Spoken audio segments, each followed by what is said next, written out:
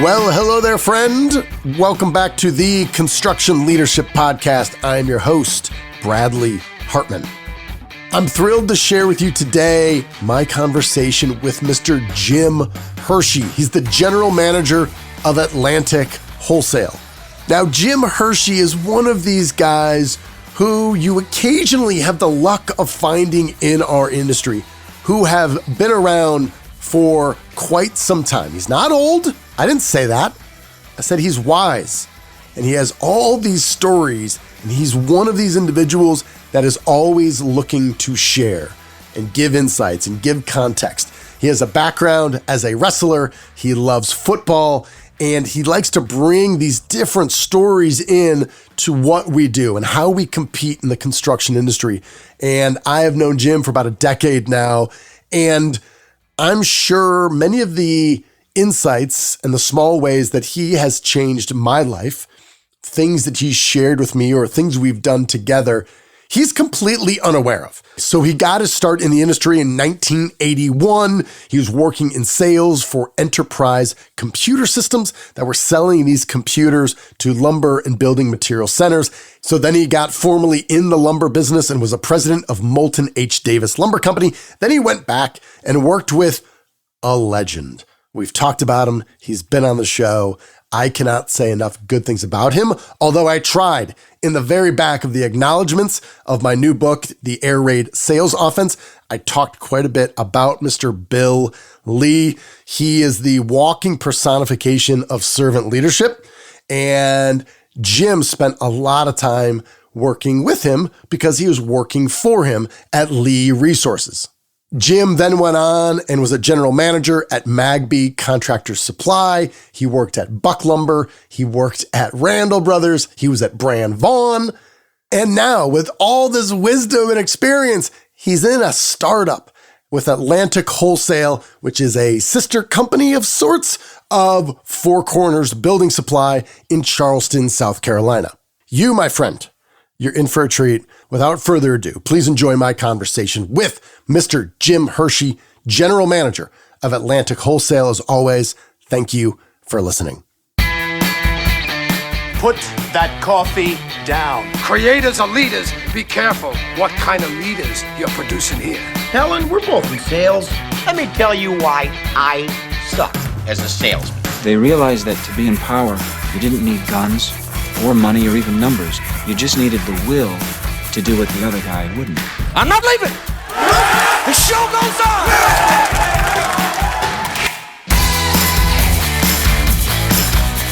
Mr. Jim Hershey, welcome to the show. Hey, Bradley Hartman. Good to be here. After all the time that we have spent together over the years talking about business and training people and coaching people up, I knew for a long time I was excited to have you on the show. We are finally here, Charleston, South Carolina. Where I want to start, maybe a little bit counterintuitive. I don't want to start at the beginning. I think I want to start at the end. You and I have shared lots of stories and have had the mentorship of one Mr. Bill Lee. If you had to, and I'm going to put you on the spot here, if you had to think back of all the stories you've had with Bill Lee, if you said, Bradley, I'm going to tell you and your audience, anyone who doesn't know Bill Lee, I'm going to give you one story, top of my mind, that's going to give you some understanding of who he is and how he thinks and maybe how he has shaped your career and the way that you think and lead. What story would that be? One day we were standing out by our cars on a Friday afternoon, almost 7 o'clock, and Bill's thing was we work a half a day from 7 to 7. And we're standing there, we're getting ready to go home, and he said, you know, if we don't really figure out how to do this, we'll have to fire ourselves. And I can remember looking at him and I said, Bill, that's well put. Bill always believed that you hold yourself accountable first and then you hold other people accountable. He lived that. And I really appreciate that because there wasn't a time that I worked with him that I didn't see some strong effort for that. Well, that story just about accountability, whether it's commercial construction clients of ours who are on the job site trying to build hospitals and highways on time and under budget, whether this is on the supply side, this is sales leaders really helping their salespeople deliver more value consistently. I feel like there's this, our entire industry has gone through this sea change coming out of going through COVID and coming out of it. And everywhere I go, we just have more and more leaders struggling with holding their team accountable to what is expected of them. How do you think about accountability, and what are you trying to do from a leadership perspective to really instill a culture of accountability where everyone, like Bill did, believes if we're not getting the results that we want today, it's not on anyone else. It's not on luck. It's up to us to figure out how we do that and do that together. How does that influence the way that you're leading right now? Oh, I would say it's a huge part of it. The first thing is that you got to mirror up. What do you mean by that? By mirroring up, I mean you got to look at yourself first.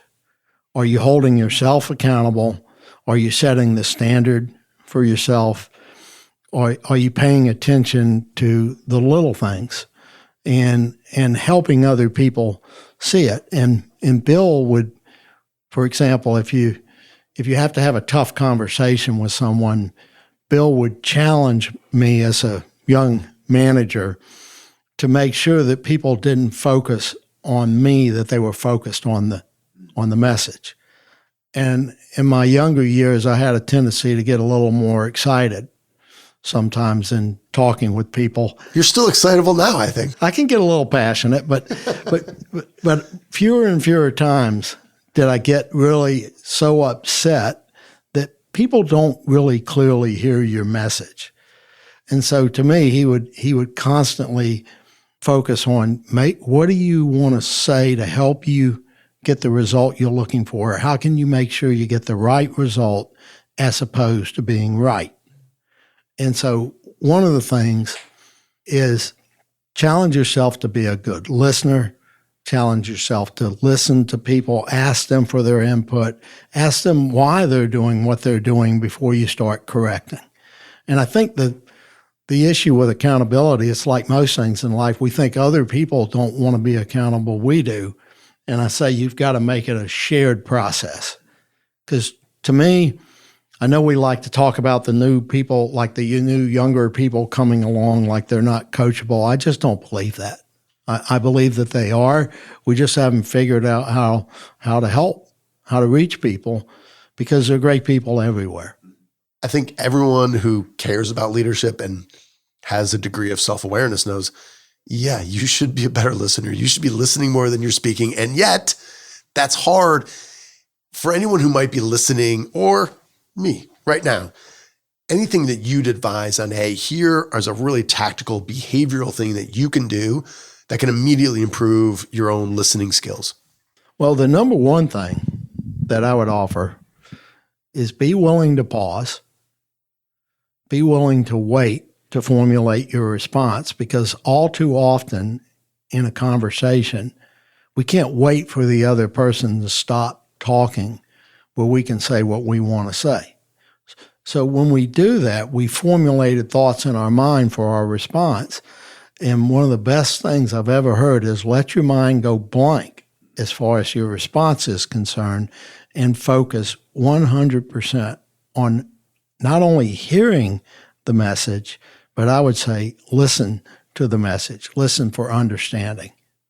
Listen to be sure that you got it clear. It's okay to ask a clarifier.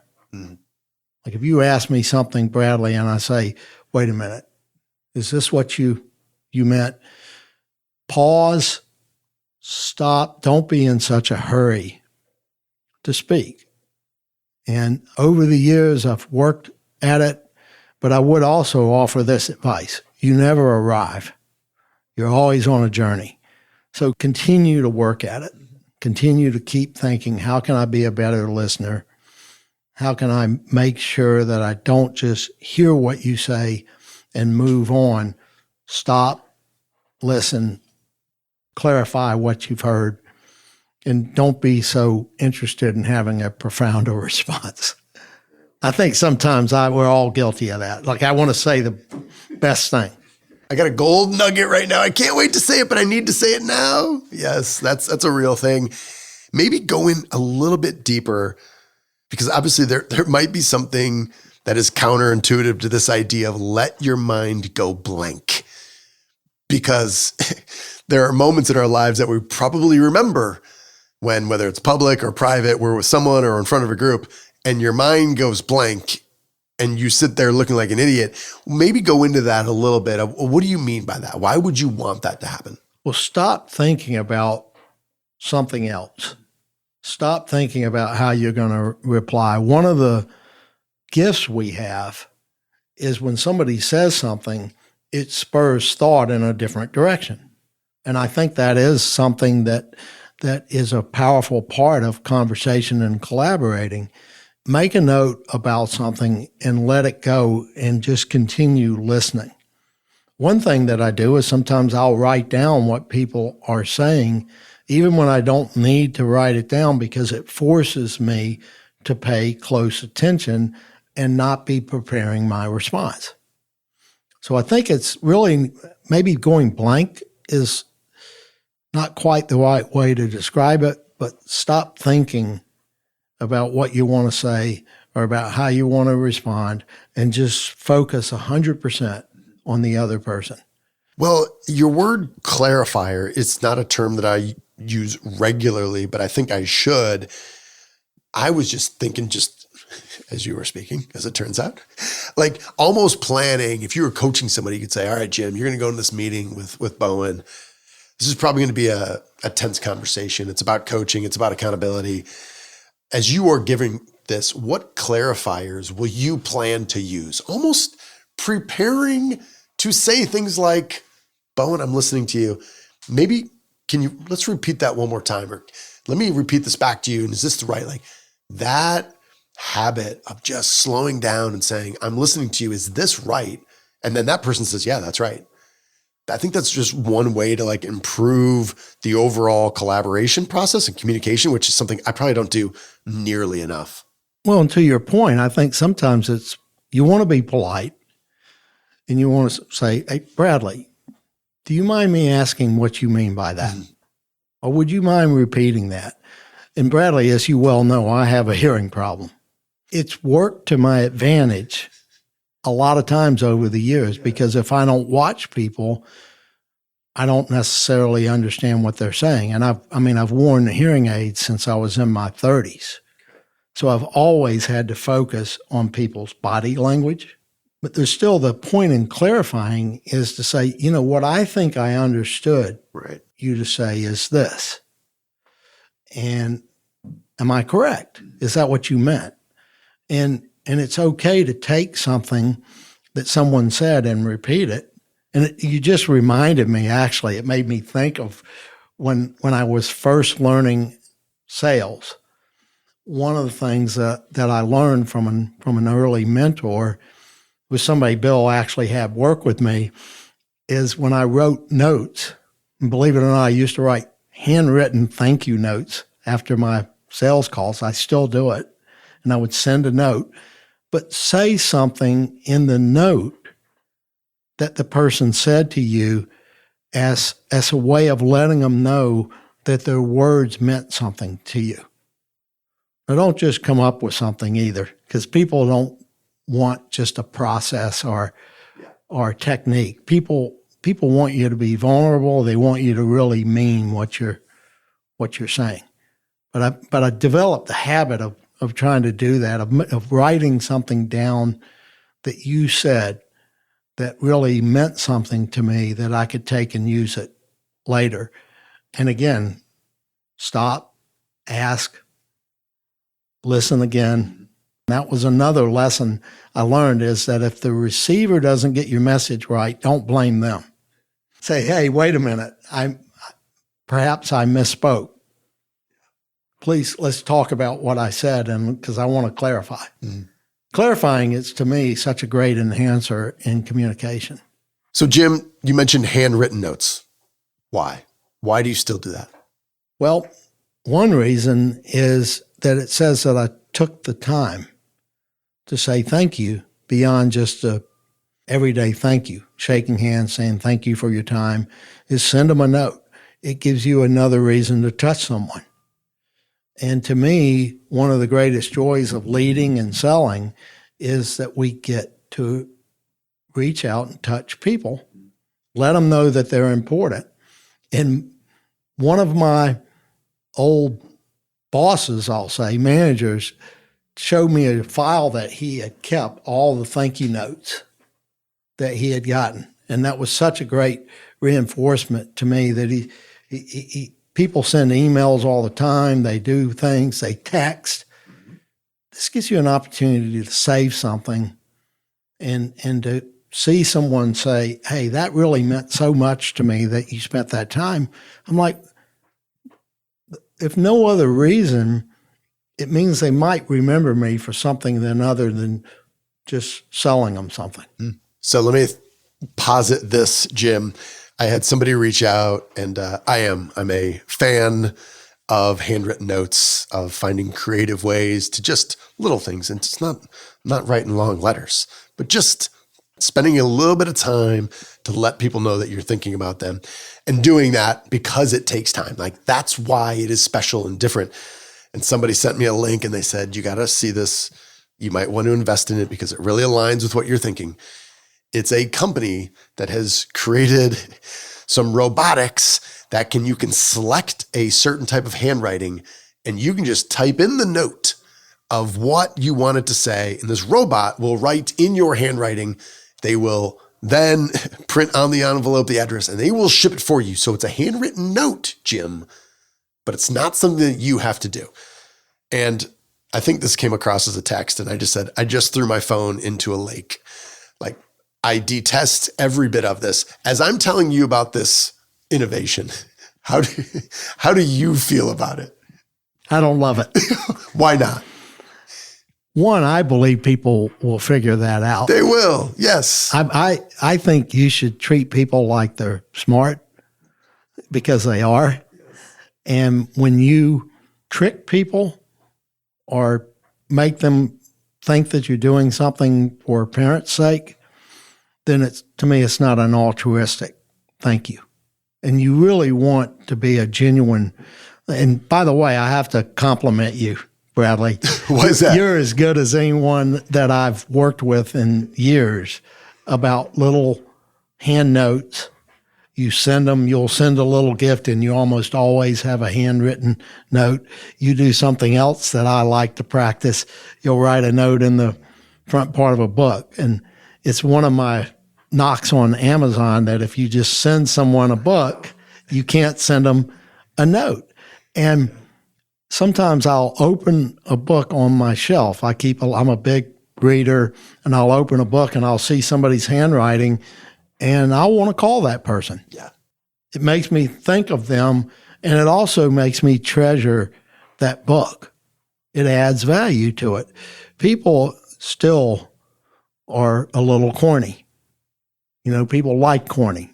Corny works. Yeah. Well, my wife and I have this conversation all the time because there's a certain tactical thing that I will do where I'll talk to somebody, client, friend, whomever, and if I know they are readers, I'll say, oh, and I won't even just tell them. I'm like, I'll just send them the book. But speed is of the essence.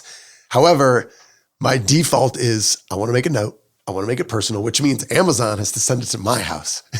And right now, this is a conversation for another time.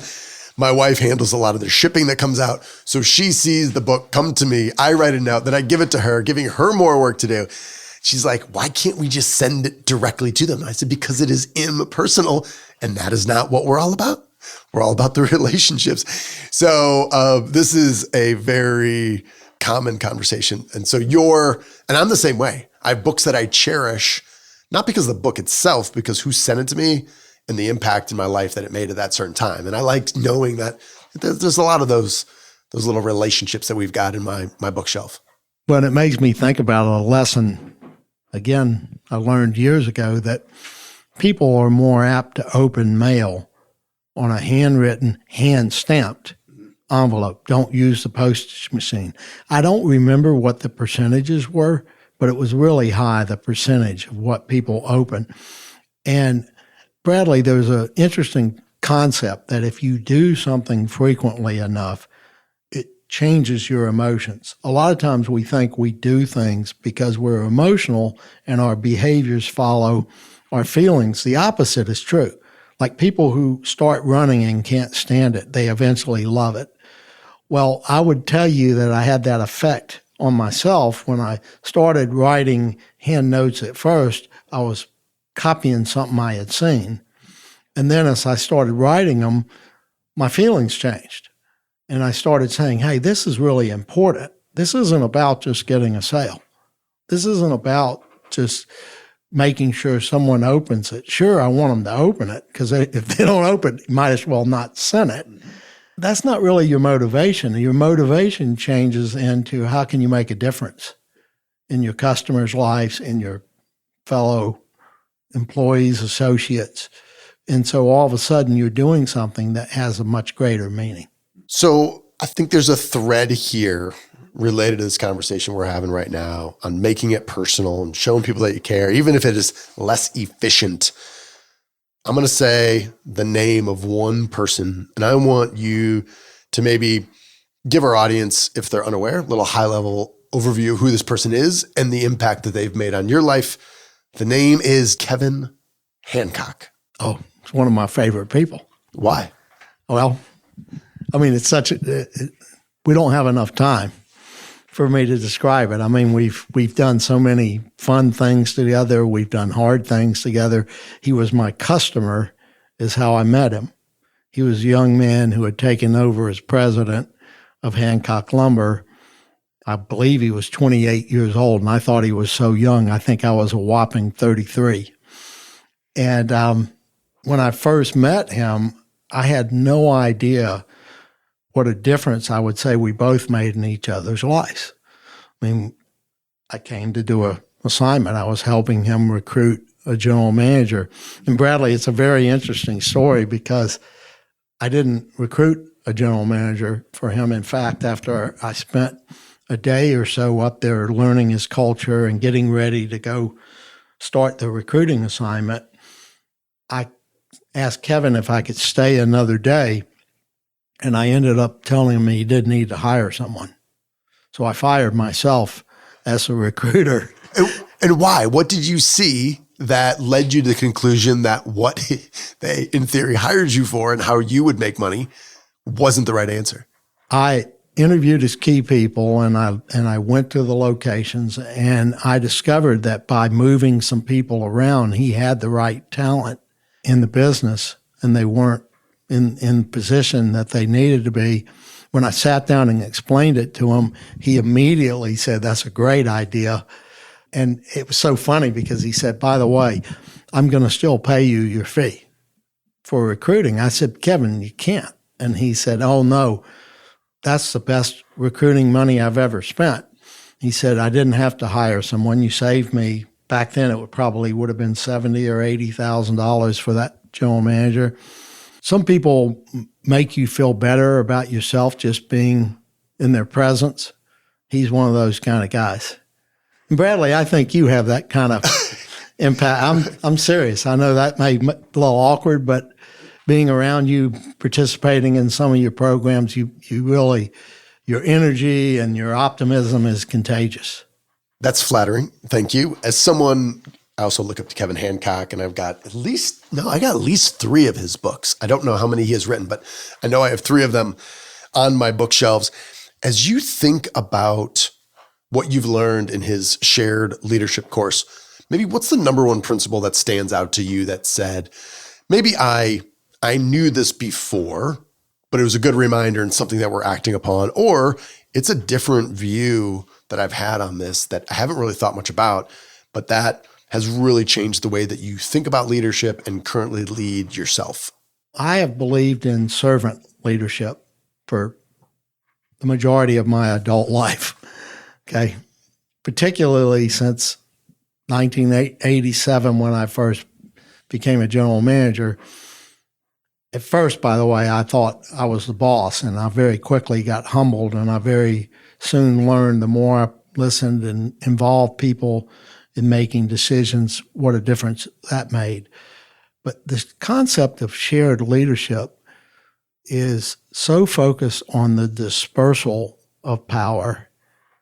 And it's also when you see people in your organization struggling. I want to use this one example that Kevin used at his conference last fall.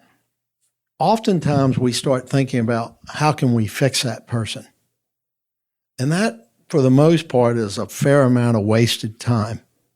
And I've wasted a lot of my life doing that, unfortunately, because what I learned about the point of shared leadership is, what have we done that put that person in a position where they're behaving that way?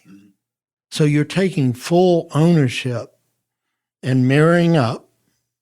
You're saying, hey, what do I need to do? What did we do to make them think it's okay to behave that way?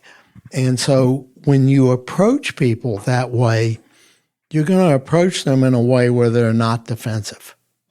They're going to be much more open to what you're talking about. And so you have to sort of change. So it's still a lot like servant leadership, but there's another element of it that says it's not just serving one another and it's not just the common good, it's also sharing that leadership in such a way. And I think more people are going to be inspired by shared leadership.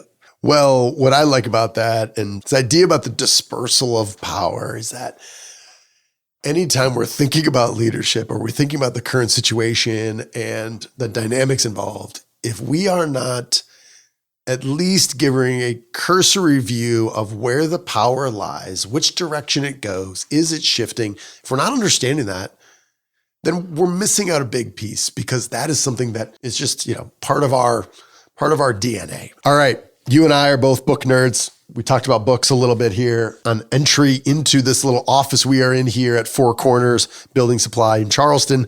I walked by and I said, there's a whole bunch of really good books here. And you said, yeah, no, those are mine that you brought here. And so I'll give you a situation. Are you ready? I'm going to give you a scenario. I'm looking for one book recommendation. Okay. So I've got a how young? Answer is, let's say 35 years old. So been in the business, been in construction here for 12 or 13 years. In mid-management right now, they're leading some people, struggling to hold people accountable. Part of what they might be struggling with the most is kind of this overall self-awareness of how other people view them. They are coachable. What book comes to mind? Well, since you've emphatically said one, I'm going to say The Servant by James Hunter. Oh, I don't know this book. The Servant by James Hunter. Okay. The servant leadership principles that he follows in The Servant are the servant leadership principles of Jesus. I'm going to say my second one is The 5 Dysfunctions of a Team. Lencioni. Is if a young person, I think that's a great book also to read. I would encourage people to seek a library. And Jim Rohn said, don't just read a book and do what that book says. Read 5 books and make up your own mind. And I believe that's what leadership is all about, is constantly looking for ways to enhance. And if you can't read, like people have reading problems, they fall asleep, do it on Audible. Well, Jim, I had been holding off because I knew it wouldn't have done you justice if we had done this remotely. I literally have a file folder that just says Jim Hershey, and there's these little anecdotes and these notes. Some of them are just from email. Many of them are from our past conversations. You undoubtedly have taught me more than you have any idea, and I appreciate you not only coaching me, helping me out, but also sharing your wisdom on this podcast. So, Jim, thank you. Thank you. Thank you very much.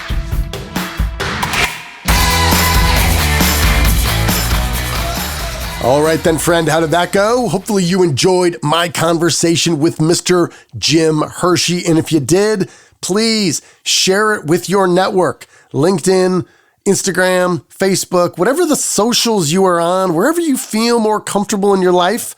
Or if you're going old school, none of that. You're just going to talk to your neighbor over the fence. I don't care.